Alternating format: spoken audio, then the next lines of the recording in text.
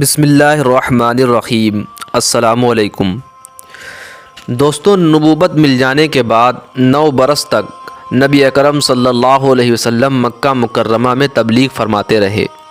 اور قوم کی ہدایت اور اصلاح کی کوشش فرماتے رہے، لیکن تھوڑی سی جماعت کے سوا جو مسلمان ہو گئی تھی اور تھوڑے سے ایسے لوگوں کے علاوہ جو باوجود مسلمان نہ ہونے کے آپ کی مدد کرتے تھے،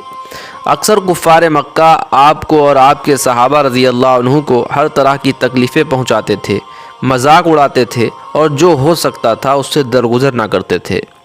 حضور صلی اللہ علیہ وسلم کے چچا ابو طالب بھی انہی نیک دل لوگوں میں تھے جو باوجود مسلمان نہ ہونے کے حضور صلی اللہ علیہ وسلم کی ہر قسم کی مدد فرماتے تھے۔ 10ویں سال میں جب ابو طالب کا بھی انتقال ہو گیا تو کافروں کو اور بھی ہر طرح کھلے عام اسلام سے روکنے اور مسلمانوں کو تکلیف پہنچانے کا موقع ملا۔ حضور صلی اللہ علیہ وسلم اس خیال سے طائف تشریف لے گئے کہ وہاں قبیلہ ثقیف کی بڑی جماعت ہے، اگر وہ قبیلہ مسلمان ہو جائے تو مسلمانوں کو ان تکالیف سے نجات ملے اور دین کے پھیلنے کی بنیاد پڑ جائے۔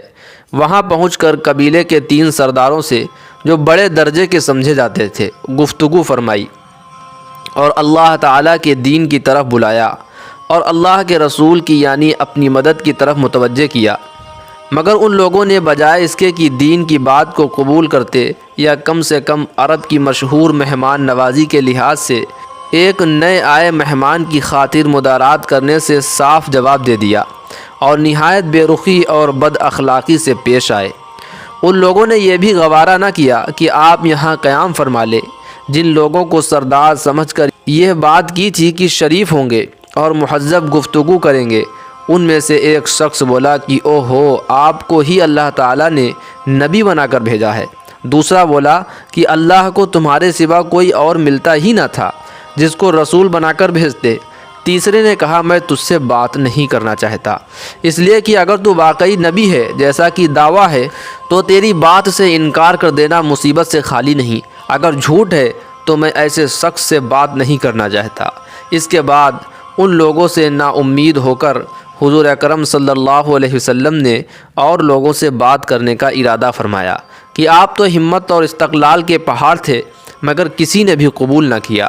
بلکہ بجائے قبول کرنے کے حضور صلی اللہ علیہ وسلم سے کہا کہ ہمارے شہر سے فوراً نکل جاؤ اور جہاں تمہاری چاہت کی جگہ ہو وہاں چلے جاؤ۔ حضور اکرم صلی اللہ علیہ وسلم جب ان سے بالکل مایوس ہو کر واپس ہونے لگے تو ان لوگوں نے شہر کے لڑکوں کو پیچھے لگا دیا کہ آپ کا مذاق اڑائیں، تالیاں پیٹیں، پتھر ماریں، حتیٰ کہ آپ کے دونوں جوتے خون کے جاری ہونے سے رنگین ہو گئے۔ حضور اقدس صلی اللہ علیہ وسلم اسی حالت میں واپس ہوئے۔